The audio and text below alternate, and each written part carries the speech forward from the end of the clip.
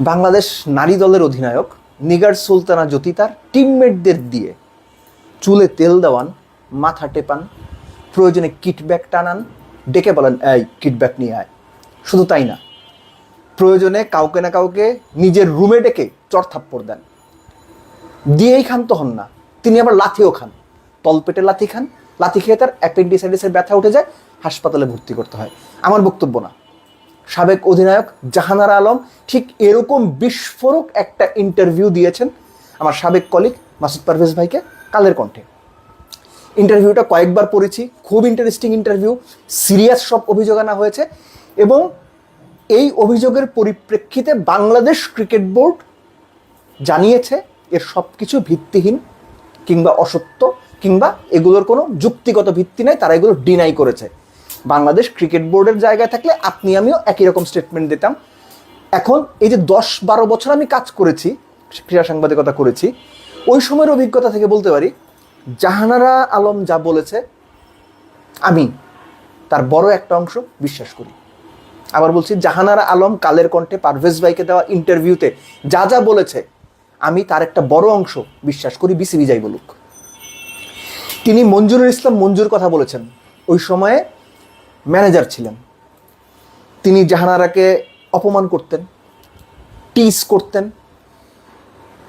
জাহানারা এই যে অভিযোগটা অফিসিয়ালি করেছেন, এটা শুধু জাহানারার অভিযোগ না, আপনি খোঁজ নিয়ে দেখেন বিভিন্ন সময়ে নারী টিমের আরো অনেক ক্রিকেটার এই মঞ্জুরুল ইসলাম মঞ্জুর সম্পর্কে অভিযোগ তুলেছে।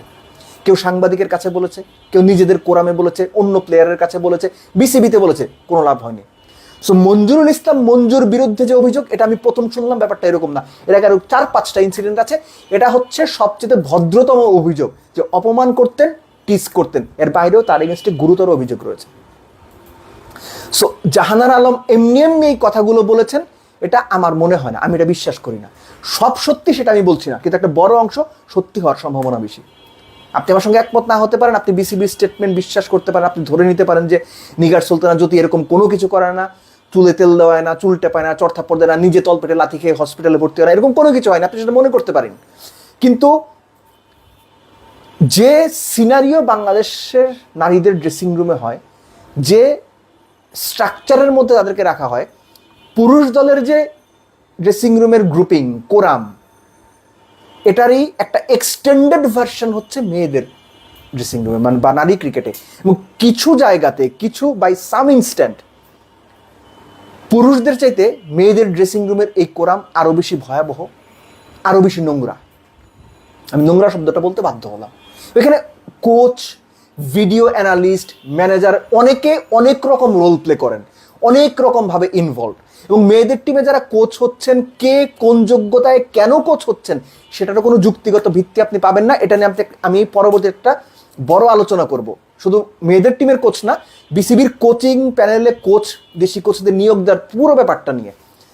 এনিওয়েজ, যে এটা নিয়ে একটা বিরাট আলোচনা তৈরি হয়েছে এবং এই আলোচনাটা অন্যান্য যে আলোচনা সেগুলোর একটা ধারাবাহিকতা মাত্র। আপনি খেয়াল করে দেখেন, আপনি যদি গত 10 বছর ধরে বাংলাদেশ ক্রিকেটটা ফলো করে থাকেন, তাহলে বর্তমান ক্রিকেট বোর্ডের যে অবস্থা, ক্লাবগুলো লিগ খেলতে চায় না, বিপিএলে হাবিজাবি সব ফ্র্যাঞ্চাইজি এসে ভরে যাওয়ার সম্ভাবনা রয়েছে, ছেলেদের টিমে গ্রুপিং, মেয়েদের টিমে গ্রুপিং, অমুক কোচ চলে যাচ্ছে, মানে এই যে সিনারিওটা তৈরি হয়েছে, নির্বাচন নিয়ে সমালোচনা সেটা বাদই দিচ্ছি।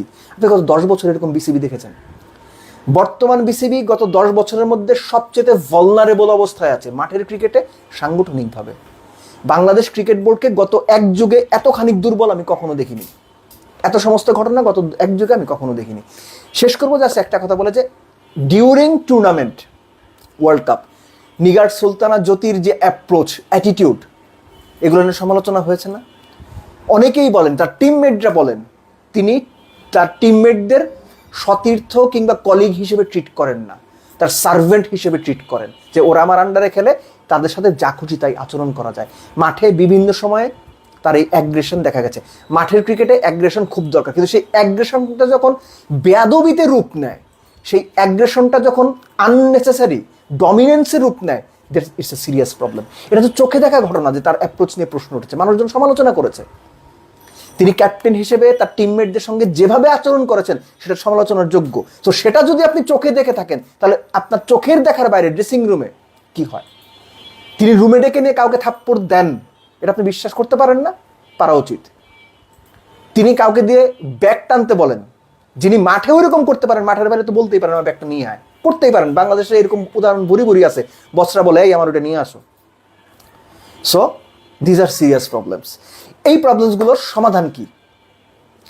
আমার বিবেচনায় যে মানুষগুলো দায়িত্বে আছে, ইদার তারা দায়িত্বের প্রতি সৎ না, অথবা দায়িত্ব পালন করার যোগ্যতা তাদের নাই, যে কারণে পুরুষদের ড্রেসিং রুমে এই অবস্থা হচ্ছে, মেয়েদের ড্রেসিং রুমে এই অবস্থা হচ্ছে। এজন্য দায়িত্বে যারা আছেন, লোকাল যারা, তাদের পারফরমেন্স স্ক্রুটিনি করা উচিত, জবাবদিহিতার আওতায় আনা উচিত, যে বেটা কি করিস, পারিস না কেন, কেন এগুলো হচ্ছে। আর আপনি যদি চোখ বন্ধ করে থাকেন, দায়িত্ব না নিতে চান, হচ্ছে ভাই ওই যে একটা স্টেটমেন্ট দিয়ে দেন, কোনো কিছু বিশ্বাস করে না, তাহলে ক্রিকেট আরো অধঃপতনে যাবে, শুধু সময়ের অপেক্ষা।